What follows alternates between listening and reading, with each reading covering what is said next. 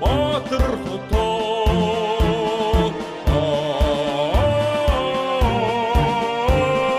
Монголын бахархаа. Наран хомрилсан миний сайхан хотод хол ойроос хилийн чандаас төрж чадахгүй саатан морилох танаа амар мэндийг танаа сун сойрхож аз хязгарын талын цагаан хотоо танилцуулъя. Шинэ цагийн Монгол улсын хот тосгодын дотроос хуучны хүрээний бойрон дээр боссон цөөхөн газруудын нэг нь Дорнод аймгийн төв Чойбэлсэн хот юм. Хуучны Сэцэнхан аймгийн Самбэсийн хүрээг аймгийн төв болгон шинжилж 20 дугаар зууны манлай удирдагч Маршалын алдраар нэрлэсэн нь өнөөдрийн Чойбэлсэн хот эдүүгээ 80 жилийн ойтойгоо золгож байна. Анхны суурин тавигдсан тухайд ярих юм бол нэлээд эрт 1818 он гэдэг юм. Улмаар ардын хувьсгалын дараа Самбэсийн хүрээ гэж нэрлэж байгаад хан уулын хошууны Хэрлэн сумын төв тухайн үеийн бүгд найрамдах Монгол ард улсын сайд нарын зөвлөлийн тогтоолоор 1938 онд Баян Түмэн хот болгон олноо зарлаж түүхэн хүн Маршалын Мэндесний 50 насны ой ардын хувьсгалын 20 жилийн ойгоор 1941 онд Чойбэлсэн хот хэмээн нэрлэжээ. Дорнод Монголын төв зангилаа энэ хот цэрэг стратегийн чухал ач холбогдолтой цэг дээр оршдгийн учраас 1990 оны хүртэл тухайн цагийн зөвлөлтийн цэргийн олон анги нэгтгэлийн гол байрлал байлаа. Монголоос төмөр замтай анх холбогдсон газар бол Чойбэлсэн дахь Баян Түмэн тасаг. Дэлхийн 2 дугаар дайны үед энэ төмөр замыг Транссибирийн замаас салаалan Чойбэлсэн хотыг улсын өмнөд хилтэй холбох бэлтгэл тэр үед нэлээд хийгдсэн боловч дутуу орхигдож. Дорнод Монголын тэгш талын зоон дээр байрлсан энэ хот манай улсын аймгийн төвүүд дотроос хамгийн томд орж байгаа. Өнөөдрийн зүүн бүсийн хөгжлийн төв Чойбэлсэн хотын энэ байрлал нь дэлхийн болон зүүн хойд Азийн бүс нутгийн интеграцийн чухал зэгт тооцогдож, хөрөнгө оруулагчдын гол анхаарлыг одоо ч татсаар байна. Орос Сибирийн нефт, шатдаг хий гэх мэт байгалийн үн хүрэх баялагийг хүн ам, аж үйлдвэр төвлөрсөн Япон, Өмнөд Солонгос, Хятадын зах зээл рүү дамжуулахад зориулагдсан дэд бүтцийг чухам манай Чойбэлсэн хот болон Дорнод хэсэгт байгуулах нь хамгийн оновчтой шийдэл болоод байгаа юм.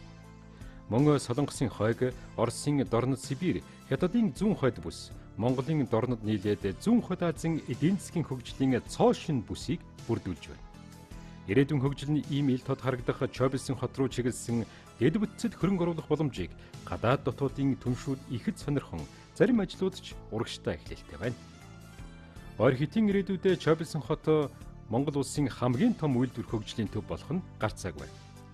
Чойбэлсэн хотыг 1994 оноос Хэрлэн сум болгон өөрчилсөн ч нутгийнхан болоод ирж явагсад нь Чойбэлсэн гэдгээр нь илүү мэддэг юм а. 1994 онд Монгол улсын их хурлын 33 дугаар тогтоолоор Дорнод аймгийн Хэрлэн сум хэмээн нэрлсэн байдаг. Далайн түвшнээс дээш 700 метрийн өндөр дөрвөгдсөн Хэрлэн голын дагуу уртаашаа сунсан байрлалтай 28084 га газар нутагтай Монгол улсын нийслэл Улаанбаатар хотоос 656 км даслагдсан. Хойд талаараа Адуун чулуун нүүрсний урхайд, баруун болоод урд талаараа Хэрлэн голоор хэмжээрлэн, зүүн талаараа жижиг дов толгодоор хүрээлэгдэн орших ийм нэгэн талын цагаан хот юм а. Засаг захиргааны нэгж 10 багт 13296 өрх айл, 45350 хүн амтай. Аймгийн нийт хүн амын 54.9% нь төвдөө суурьшин амьдарч байна. 2017 оны жилийн эцсийн байдлаарх цөөн тоо баримт дурдахад 1080 хүүхэд шинээр мэндэлж хүн амын өсөлт 2.4%-тай.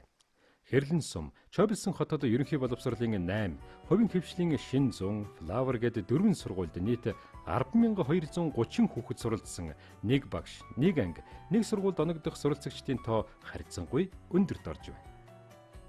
Дорнод аймаг Чойбэлсэн хотын боловсролын салбар улстай байнга тэргүүлж байдгийн хамгийн сүүлийн ганцхан жишээ дурдахад эсэлтийн ерөнхий шалгалтын дүнгээр 3 жил дараалан улсын хэмжээнд тэргүүлэхэд Хэрлэн сумын сургуулийн хүүхдүүд багш нарын амжилт их юм а. Сургуулийн өмнөх насны багшуудад боловсрол олгодог 17 цэцэрлэг ажиллаж байгаагийн 6 нь улсын тэргүүний өргөмжилэлтэй. Бусд нь аймгийн шилдэг хүүхдийн байгууллагын шаардлага хангасан хүүхдэд ээлтэй орчин бүрдүүлсэн газар байна. Мэргэжлийн боловсролын салбарын хувьд Дорнод их сургуулийг нэрлэе. 1991 онд анх багш бэлтгэх зорилгоор коллеж байгуулагдаж байсан бол 2005 онд зүүн бүсдэх анхны төрийн өмчит бие даасан дээд сургууль болон өргөжөж 2017 онд зах зээл дэрэлттэй олон чиглэлийн мэргэжлэр Тухайлбал газрын тосны инженер, уул уурхайн дээд мэргэжилтнүүдийг бэлтгэдэг их сургууль болж гадаадын оюутнууд энд суралцж байна.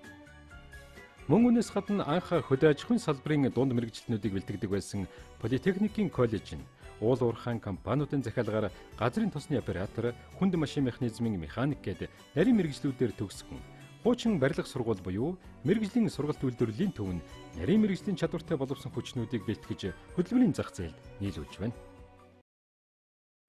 Социализмын гих үед дорнод нутагт Чоблсон хотод үйлдвэрийн район байгуулж, урдаа барьдаг үйлдвэрлэгч хот болгохоор төлөвлөж байсан улсын бодлого байсан гэдэг. 1955-аас 1980 он бол их бүтээн байгуулалт өрнөн, барилга байгууламж олноороо буй болж танигдахын аргагүй өөрчлөгдсөн тийм л цаг үе юм а. 1960 оны байдлаар Чоблсон хотын нутаг дэвсгэр хөдөлмөр нэгдлээс төмөр замын Баян түмэн тасаг хүртэл 26 км урт, хойноос урагш нефт баазаас Хэрлэн гол хүртэл 7 км тутамд 170 гаруй ам километр газар оршдог. Аймгийн нийт хүн амын 50 гаруй хувийг эзлэх 17 мянган гаруй оршин суугчтай болж байсан байна. Тэр үед Чоблсон хотод үйлдвэр аж ахуй, соёл гээгэрл үйлчилгээний 70 гаруй байгууллага ажиллаж байсны дотор гурил тижээлийн үйлдвэр, силикат тоосгоны, ноосны үйлдвэр хоршооллын холбоо, хүнсний комбинат, автозасварын бааз, цахилгаан станц, машин станц, барилгын цэргийн анги, 3 аймаг дундын дамжлага бааз гэд олон байлаа. Зах зээлийн шилжилтийн хүнд үед зарим нэг нь хаалга барьсан ч нөгөө зарим нь улсдаа тэргүүлсэн амжилттай явна Чоблсон хотод бий. Монгол улсын топ 100 аж ахуй нэгжийг дорнод гурил хувьцаат компани.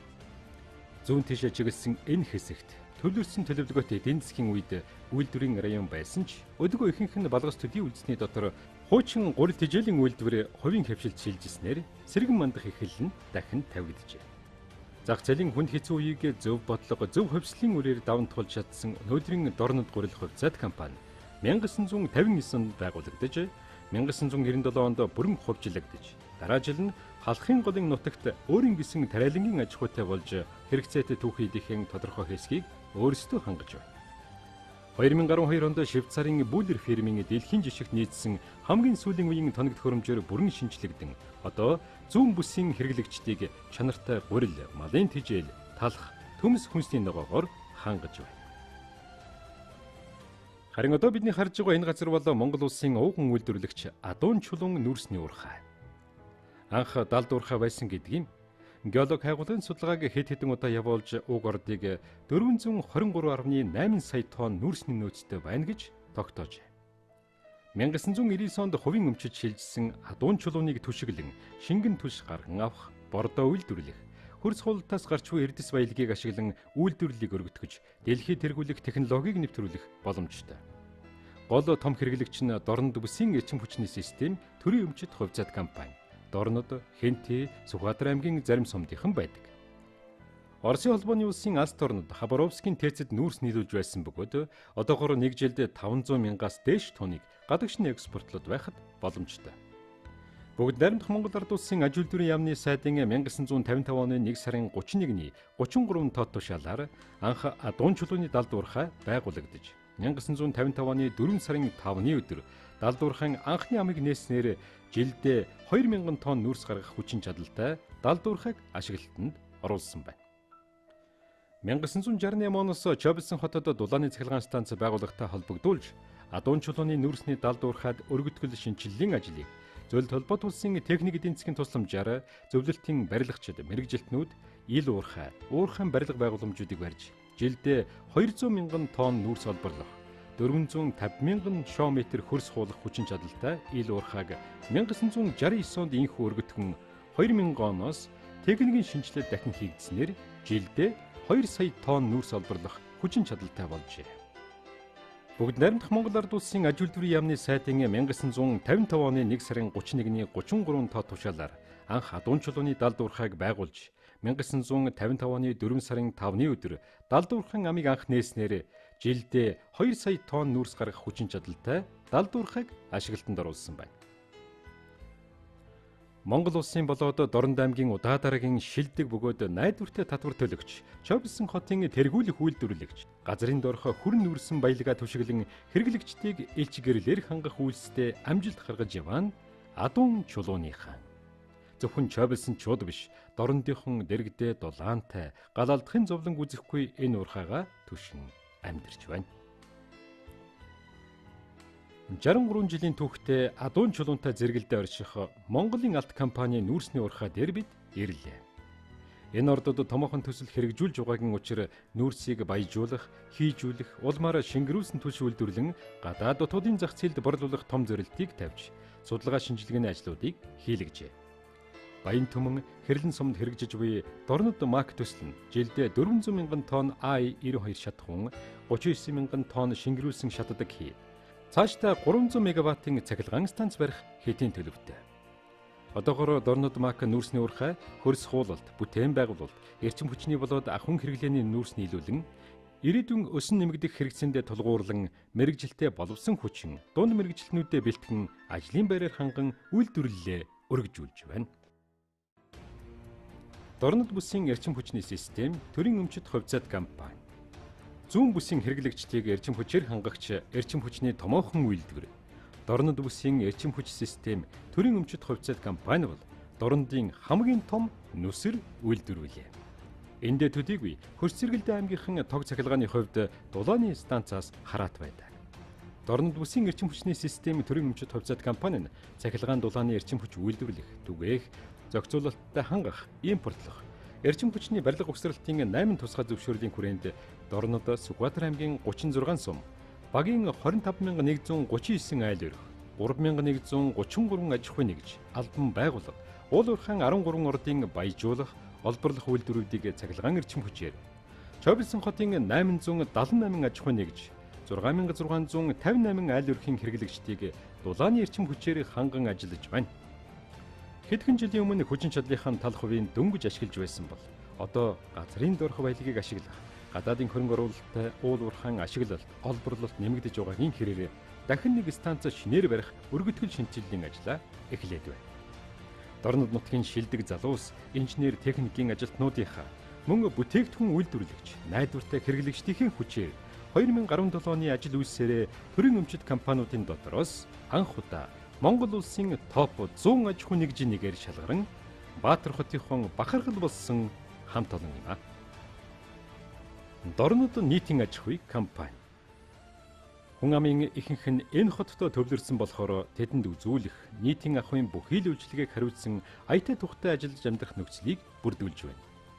1969 онд ус сувг ашиглалтын товчоо байгуулагдсан суурин дээр Дорнод аймгийн иргэдийн төлөөлөгчдийн хурлын тэргүүлэгчдийн тогтоолоор 2003 оны 3 дугаар сараас эхэлж Дорнод нийтийн аж ахуй орон нутгийн өмчит компани болон өөрчлөгдөн зохион байгуулагджээ. Дорнод нийтийн аж ахуй компани нь Чобилсон хотын 525 аж ахуй нэгж байгууллага, гэр хорооллын 30 мянга орчим мэргэд, орон сууцны 81, элч хорооллын 69, ивэл хорооллын 32 байрны 5335 өрх, 11 мянга орчим орчин суугчдыг цэвэр усны 63.3 км, бохир усны 25.1 км, орон сууцны дулаан, халуун хүйтэн усны 62 км шугамсүүлжээ.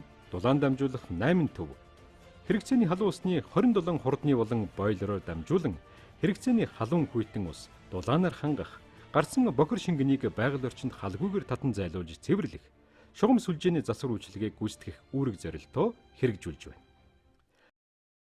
Зүүн бүсийн хөгжлийн гол төв гэдгээрээ дэд үтсийн олон давуу талтай нь Чобилсон хот мянганы замаар Монгол улсын нийслэлтэй холбогдож, цаашлаад зөвхөн Дорнодынхан төдийгүй зүүн чигийн аймагуд Улаанбаатар хотынхан олноороо зорчдог хавирга ар хашаатын бомтыг Чобилсонтой холбохоор замын ажлын төлөвлөгөө хийгдэж байна.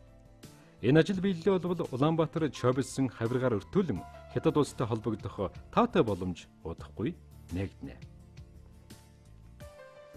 Манай Чобилсон хот Монголд анхдаг чимээн түүхэнд бичигдсэн төмөр замтай.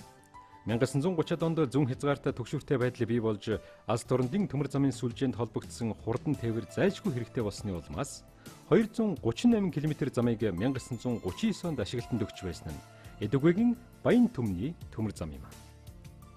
Анхлан цэрэг стратегийн зориулттай байсан энэ газрыг Баян түмэн тасгийн зохион байгуулалтанд оруулж 90-ад оноос ачаа тээвэрлэлтийн хэмжээ эрс багассан ч гадаадын хөрөнгө оруулалт дорнод хязгаарыг чиглэж байгаа энэ цагт ашиглалт нэмэгдэх хандлагатай байна. Цэрэг стратегийн зориултаар анх байгуулагдсан энэ төмөр замаар одоо орон нутаг, Оросын холбооны улс руу иргэд байнга зорчин төмрийн хүдэр, нүүрс болон уул уурхайн бүтээгдэхүүнийг тээвэрлэж байна. Төмөр замын Баян Түмэн тасгаас Оросын холбооны улсын Чит хот, бүгд найрамд Хятад ард улсын Манжуур хотоор дамжин Европын болон Зүүн Хойд Азийн орнуудтай харилцах боломжтойгоос гадна Түмэн гол төслийн хүрээнд Хятадын Аршантын бомбтой холбогдох ойр хитийн ирээдүй бий. Ингэх юм бол хойд урд хоёр их бүрэнтэй ган замаар хэллэж, Чойбилсэн хот олон улсын ачаа эргэлтийн нэлээд хувийг дамжин өнгөрүүлэх гол төв нь болох юм. Ингэх юм бол хойд урд хоёр их бүрэнтэй ган замаар хэллэж, Чойбилсэн хот олон улсын ачаа эргэлтийн нэлээд хувийг дамжуулан өнгөрүүлэх гол төв нь болох юм. Өнөөдрийн Баян Түмэн тасаг нь хөдөлгөөнтэй шууд холбоотой ачаа, зорчигч тээврийн болон холбооны хэсэг, зам анги, зүтгүүрийн депо гэсэн 4 нэгжтэй. Улаанбаатар төмөр замын Баян Түмэн тасаг нь Дорнод аймгийн нутаг дэвсгэрт олон улсын болоод орон нутгийн ачаа, зорчигч тээврийн үйл ажиллагааг хариуцсан явуулж байна. Агаарын зорчигч тээврийн үйлчилгээний тухайд эрхэм таныг Чойбилсэн олон улсын нис хонгосны буудалд өрье. Монгол улсад нис хүчин 1925 онд үүссэн гэж үздэг нь Германы Юнкер сонгоц анх Монголд болсон тэр он цагийн тоолол юм. Тэр онгоц нь 1926 онд тухайн цагийн Баян Түмэн хот руу нисч Монгол улсын түүхэнд анхны агаарын замыг нээж байсан учраас Монголын нис хүчний түүхэнд анхны агаарын зам нээгдсэн аэродромоор тэмдэглэгдэн үлджээ. Орчин цагийн нис хүчний анги байрлаж байсан талбарыг ашиглан одоогийн энэ буудлын барилгыг 2001 онд ашиглалтанд оруулж, улмаар олон улсын нислэг эхэлж, Чингис хаан буудлын нөөц аэродром болсонтой холбогдуулан 2012 онд өргөдгөн ирж явагчдын танхим VIP өрөө хил гаалийнхны хяналтын бүсийг нэмж тогтжуулжээ.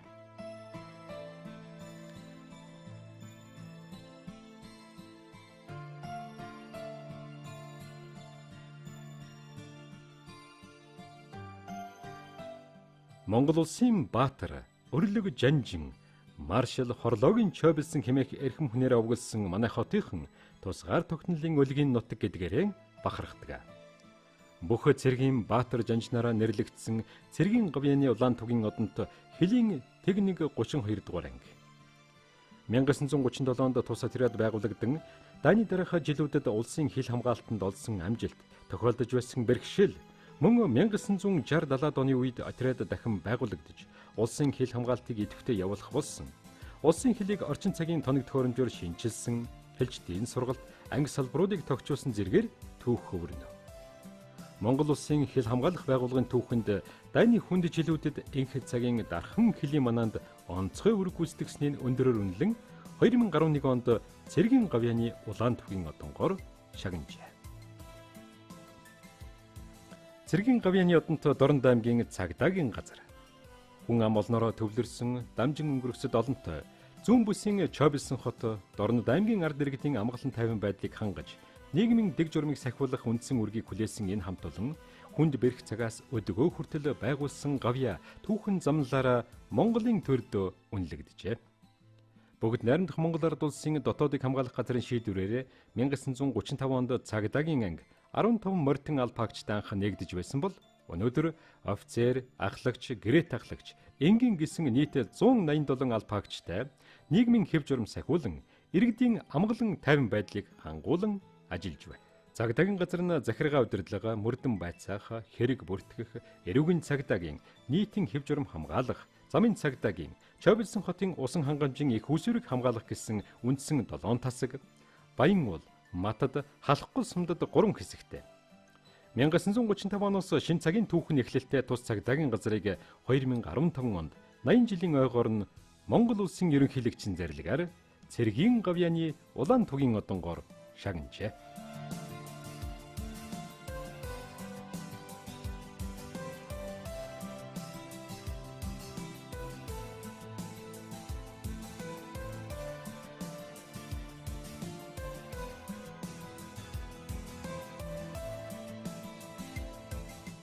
Чойбилсэн хотод байрлалтай үндэсний аюулгүй байдлыг хангах тухайсан чиг үүрэг бүхий байгууллагын нэг бол маршал Жоквийн нэрэмжтэй зэвсэгт хүчний 327 дугаар анги.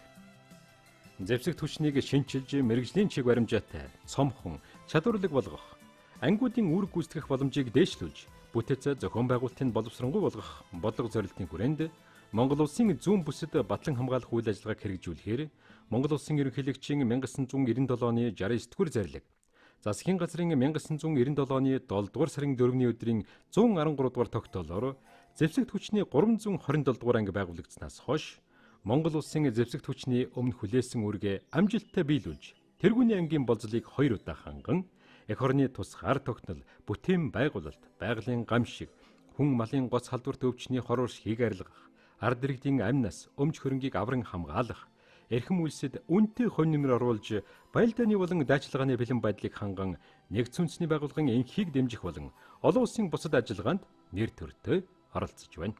Зэвсэгт хүчний 327 дугаар мото буудлагын баригдаас зөвлөлт холбоот улсын 4 удаагийн баатар, бүгд найрамдах Монгол ард улсын баатар, зөвлөлт холбоот улсын маршал Жокийн нэрэмжит зэвсэгт хүчний 327 дугаар мото буудлагын тусгай хороо хүртэлх түүхийн 20 жилийн хугацаанд тус ангийнхаа аранзал улаан тугийн дор жагсаж анги хамт олонний амжилт бүтээлийг зэвсэгт хүчний жанжин штабын болон хуурай замын цэргийн командлын удирдлага өндрөөрнөлж бахархан хүндэтгэж байдаг юм а. Хэлж биш хийсч ирдэг гамшигын үед хязээд бэлэн байх үүрэг хүлээсэн зүүн бүс онцгой байдлын газрын төв удирдлага Чобилсонд байрлалтай. Бүгд найрамдах Монгол ард улсын сайдрын зөвлөлийн 1974 оны тогтоолоор тухайн үеийн ой модны аж үйлдвэрийн яамны харьяанд төмөр эсэргүүцэх агаарын хайгуулын алба нэртэйгээр дорнод хязгаар нутгийг ой хэрийн төмөрөөс урьдчилан сэргийлэх үндсэн үүрэгтэйгээр байгуулж байлаа. Харин одоогийн зүүн бүс онцгой байдлын газрын харьяанд үер усны аюул, хүн малын гоц халдварт өвчин, гал түмэр, байгалийн гамшигаас авран хамгаалах үүрэгтэй гал унтраах 52 дугаар анги, баян уул, халахгүй сумдад салбар нэгжүүд үүрэг гүйцэтгэж байна. Чобилсон хотын найрамдал цэцэрлэгт хүрээлэнд эх орон, газар шороо, хүн ардыг байгалийн гамшиг, хэрийн төмрөөс хамгаалан баатарлагаар амиа алдсан галс нөөцtöд зориулан аврагчийн гараас амьдрал цэцэглэн хөшөөг 2018 онд босгон Чобилсончууд, дорнодчууд тэдний гэгэн дурсгалыг хүндэтгэж байдаг юм а. Чобилсон хотын төдийгүй дорнод аймаг цаашлаад зүүн бүс нутгийн хэмжээнд эрүүл мэндийн тусламж үйлчилгээг үзүүлдэг бүсийн оншилгоо эмчилгээний төв.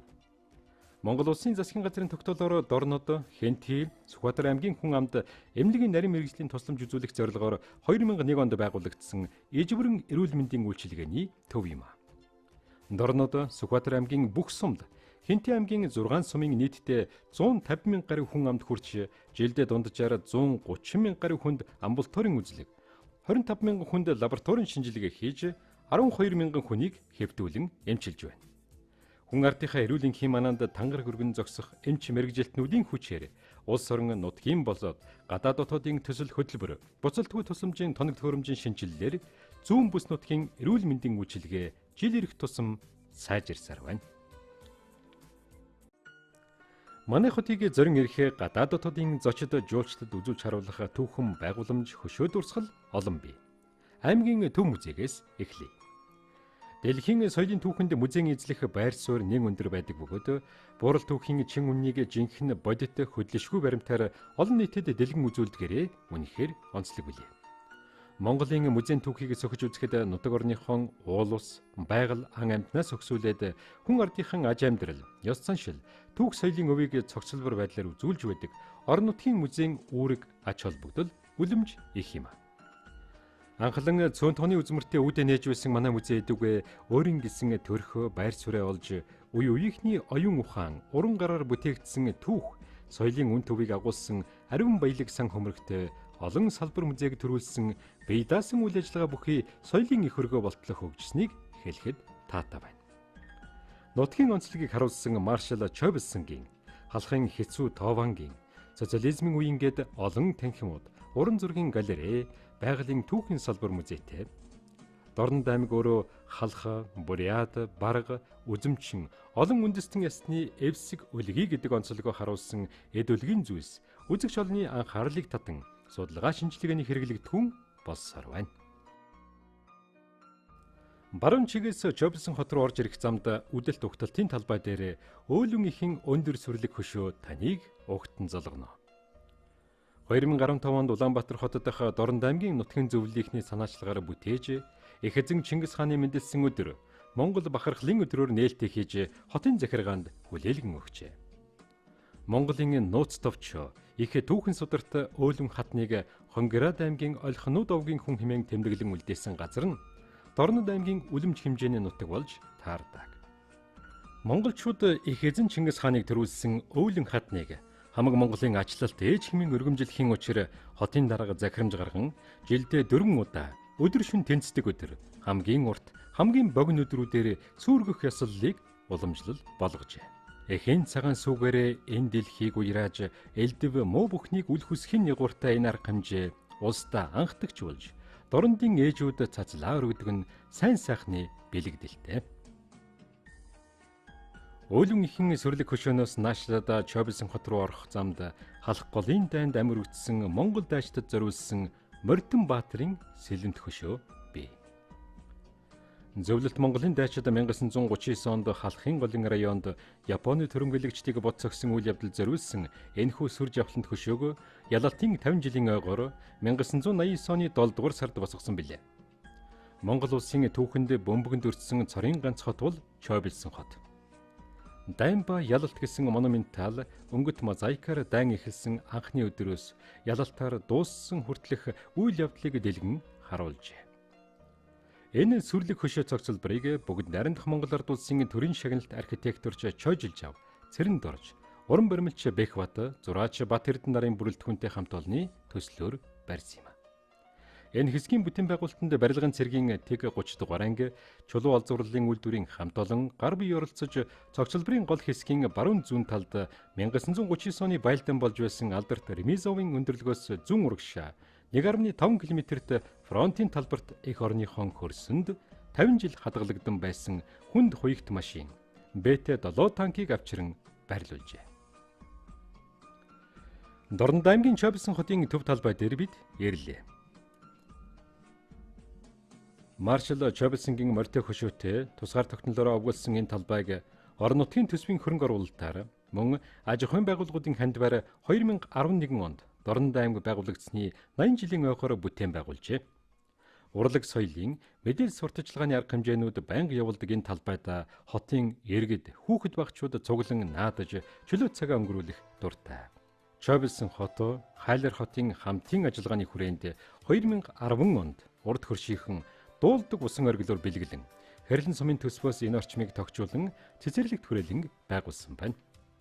Ирж явагсад зорин очиж сүүдэр татуулах дуртай маршлын хөшөөг түүний мэндэсний 120 жилийн ойгоор тал нутгийн хөгжил төрийн бус байгууллагын санаачилгаар босгосон нь тусгаар тогтнолын талбайн утгыг улам тодтогчээ.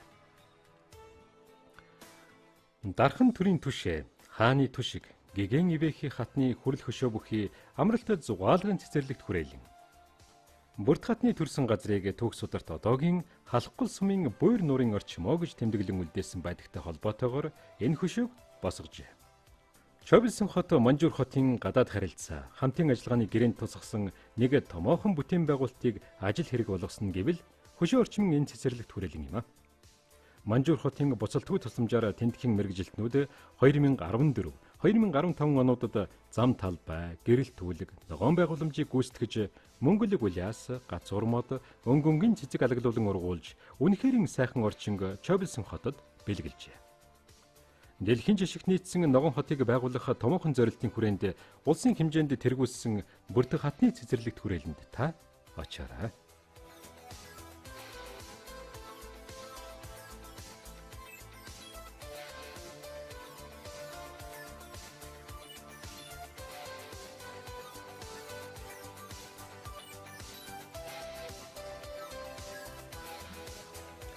Бурхан Буддагийн цэцэрлэгт хүрээлэн.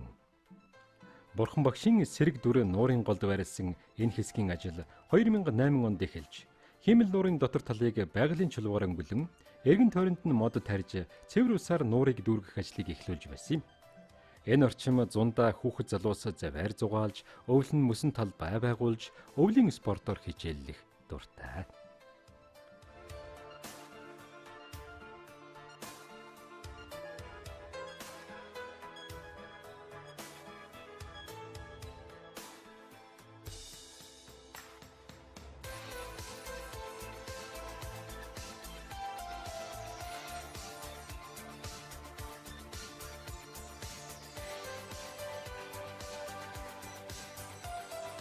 Дайны бүүдгэр тэнгэрийн дор дарийн утаа нэрдсэн нутгийн хувьд 39 оны дулааны гол талбар халах голоос дутхааргүй гашуун түүхийг санагдуулам. Амиргдсан эрэлхийг дайчдын алдрыг мөнхжүүлсэн хөшөө дурсгал хүндэтгэлийн талбарын нэг нь бунхан толгойдох зөвлөлтийн нисгчдэд зориулсан цогцлбарыг 1964 онд халахын голын байлдааны ялалтын 25 жилийн ойгоор бүгд найрамдах Монгол Ард улсын засгийн газрын шийдвэрээр Монгол Ардын армийн дайчдын гараар бүтээжээ. Дурсгалын хананд манай улсын эрх чөлөө, тусгаар тогтнолын төлөө 1939 оны дайнд эрэлх гэр тулдан амнасаа алдсан зөвлөлтийн улаан армийн нис хүчний бөмбөгдөгч онгоцны 150 дугаар хорооны дарга зөвлөлт холбоот улсын баатар нисгэгч Михаил Федорович Бурмистров, нис хүчний сүнөөгч онгоцны 22 дугаар хороон дарга зөвлөлт холбоот улсын баатар хошууч Николай Георгиевич Глазикин, даргын туслах Ахмад Александр Иванович Балашов нарын 81 тэнгэрийн дайчдын нэр хилээстэй байдаг. Халах голын дайнд зөвлөлтийн нис хүчний олон анги нэгтгэлүүд онцгой гавьяа байгуулсны дотор улаан армийн нис хүчний бөмбөгдөгч онгоцны 100 дугаар бригад, нис хүчний десантын 212 дугаар бригад, сүнөөгч онгоцны 22, 56, 70 дугаар хороод үүрэг гүйцэтгэн үлэмж гавьяаг байгуулан түүхэнд үлджээ.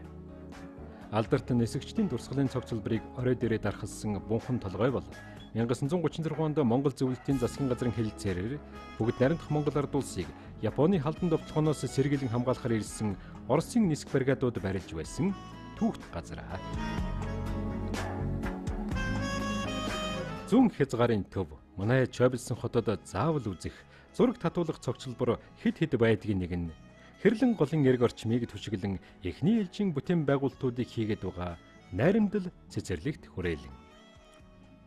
Социализмын гих ийм нэртэй болсон ч 2014 онд анхны тоосго тавигдсан үүдэн хэсгийн хаалга зам талбай хийгдэж дараа нь 2015 онд хотын дарга нэгэнтээ эхлүүлсэн энэ ажлыг үргэлжлүүлэн гадаад харилцаа хамтын ажиллагааны гэрээний хүрээнд Өр Монголын өртөө зас хорны Хайлер хотын засгийн ордноос 2 сая юаны буцалтгүй тусламжийг авчирснаар гэрэл сэтгэмж компанийн зам талбай, гэрэл түлэг, далангийн ажлуудыг хийж 5000 м2 10 метрийн өргөн замаар хэрлэн гол руугаа хотын иргэд салхилан ирсэн зочдод энэ газараас сонирхуулах дуртай. Баатар хотоо Чойбилсонгийн 80 жилийн ойн өмнө энэ хэсгийг гэрэл чимэглэлээр тогтчуулсан нь орон нутгууд дотроо анхны гэрэлт гудамж болж байна. Төв замаар хот дундуур яваад төв хэсэгт ирэхэд хүн зан олноороо цугласан гэрэлт энэ гудамж таныг угтана. Хотын даргын бүрэн эрхийнхээ хугацаанд тавьсан хэдэн том зорилтуудынх нь нэг гэрэлтэй Чойбилсон төсөл. Харанхуй гудамж ард хоцорч, сургууль, цэцэрлэг, төрийн байгууллагууд, үзүр үйлчилгээний, худалдаа арилжааны газрууд, төв болон туслах замуудын гэрэл төлгийг байгууллагууд өөрсдөө санаачлан гэрэлтэй Чойбилсон төсөлд нэгдэж байгаа нь олоо.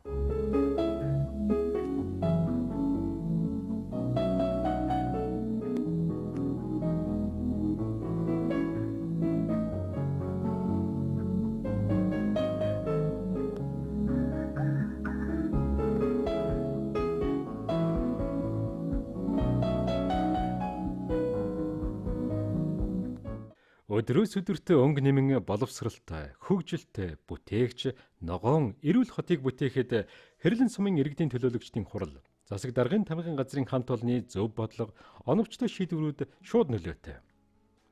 Сумын хурлын төлөөлөгчид хотын хөгжлийн төлөө, амьдрах орчин нөхцөлийг сайжруулахын төлөө санал, санаачлалуудыг дэмжин бодлого боловсруулж хэрэгжүүлсэн нь олон. Хотын дарга түүний тамган газрынхны хийж буй хэд хэдэн ажил нь Монгол улсын хэмжээнд үнэлэгдэж байгаа нь гэвэл дэлхийн эрүүл мэндийн байгууллагад хүүхдийн шүдний цооролгүй хотоор бүртгүүлэх том зорилт. Энэ хүрээнд хотын сургууль цэцэрлэгийн хүүхдүүдийн шүдийг эрүүлжүүлэх ажлыг 2015 оноос эхлүүлж ирээдүйн иргэдийн эрүүл мэндийн төлөөхийн ажил 3 дахь жилдээ үргэлжилж байна.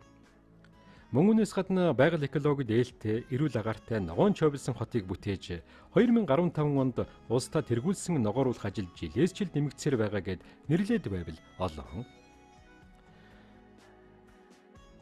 Худалдаа үйлчилгээний 500 гаруй цэг салбаруудын дотроос зүүн бүсийн томоохон худалдааны төв шүр зах, мал мах, малын гаралтай түүхийдийн их чулууд төв, хишиг, олхон супермаркетууд, хэрлэн номын бизнес төвүүдийг нэрлэе. Аливаа аймаг хотын түм түжигнэж бом божигнсан захуудаас тэс өөр орчин үеийн тогтчлолттой тань худалдааны төвөөр дорндийнхэн төдийгүй зүүн бүсийнхэн үйлчлүүлдэг их хөлийн газар. Харин энэ хүний хэрэгцээ цөм багтсан Монгол улсын тэргүүлэх худалдааны нэгж номин холдингийн салбар хэрлэн номин бизнес төв бүх бараа бүтээгдэхүүн хүнсний хэрэглээг нэг дор бүрдүүлж хэрэглэгчдийн тав тух хямд үнийн баталгааг хангасан ийм л томоохон худалдааны нэгж байна. Зах зээлийн эдийн засгийн шилжилтийн хүнд цагт анх үүдээ нээсэн хишиг олхон супермаркетуудаар дорнодынхан бид үйлчлүүлэх дуртай. Манай хотод саадсан зочдод үйлчлэх тогт, тааламжтай орчинтой зочид буудал цөөнгүй. Бүх үйлчилгээнд ойр, төвдөө байрлалтай, дотоод зохион байгуулалт нь холын гişний таалал нийцэх үйц бар, саун, бильярд, интернет, удсан холбоо, хоолны газар, өсчин гоо сайхан мини маркеттай илүү тогт тухтай нь хэрлэн East Palace, Чадангууд, Олхон, Тоован, Роял болор нэртэй зочид буудлууд юм. Ихэнх нь хотын төв хэсэгт орших давуу талтай. Ер нь Чоблсон хот бусад аймгийн төвүүдтэй харьцуулахад зочид буудал, ресторан, зоогийн газар, худалдаа үйлчилгээний салбарын өрсөлдөөн ихтэй. Тэр хэрээрээ үйлчилгээ сайтай байдаг юм. Дорнод аймгийн төв Чоблсон хот Монгол улсын ерөнхийлөгчийн 2009 оны 8 дугаар сарын 24-ний өдрийн 83 тоод зарилгаар халахын голын дайны ялалтын 70 жилийн ойгоор цэргийн гавьяаны улаан түвгийн одонгоор шагнагдсан билээ. 1939 оны халахын голын дайн, 1945 оны чөлөөлөх дайн гэд улс их орны аюулгүй байдалд харийнхан зан хийсэн хүнд бэрх цаг үед тусгаар тогтнол улс орныг батлан хамгаалах үйлсэд онцгой чухал үргийг гүйцэтгэн дайны бат бэх ард тал болж Монгол зөвлөлтийн их цэргийг дайлаар мордоход нь үдэн гаргаж ялалт байгуулад ирэхэд нь угтан авч байсан дайчин түүхтэй. Эрхэм хүндэт Чоблсон хотын иргэд та бүхэндээ сан байсын өргөө буюу шашин номын часаа тамгын газар байгуулагдсны 200 жил Орос цагийн Чоблсон хот байгуулагдсны 80 жилийн ойн баярын мэндийг төвшүүлж ад жаргал сайн сайхан бүхнийг хүсэн өрөөё. Зүүн бүсийн хөгжлийн тулгуур төв Чоблсон хот нь Монгол улсын ерөнхийлөгчийн 2009 оны 83 дугаар зарилгаар цэргийн гавьяаны улаан түвгийн одонгоор шагнагдсан юм а. 1939 оны халах голын дайн, 1945 оны чөлөөлөх дайнд эрлэг зоригт олон ирсэн ам өргөдөж, олон эхчүүд эмэгтэйчүүд маань дайны найдвартай арт тал болж бүхэл хотоороо дайны бэлэн байдал шилжиж бөмбөгтөлтөнд өртсөн Монголын цорын ганц хот юм а. Иймээс Монголын ард түмэн Чоблсон хотыг Баатар хот хэмээн зүй ёсоор нэрийддэг юм а. Дархан улсын дорнод хязгаар дайчин алдарт Баатар хотынхоо хөгжлийн төлөө хамтдаа зүтгэцгээе. Эрхэм хүндэт Баатар хотын иргэн танд Чоблсон хотын 80 жилийн алдар гавьяаны өдрийн баярын мэндийг өргөн дэвшүүлээ. Чоблсон хотынхон Баатар хотын иргэд гэдгээр омогшин бахархах учиртай. Ялалт турмас эмин заяни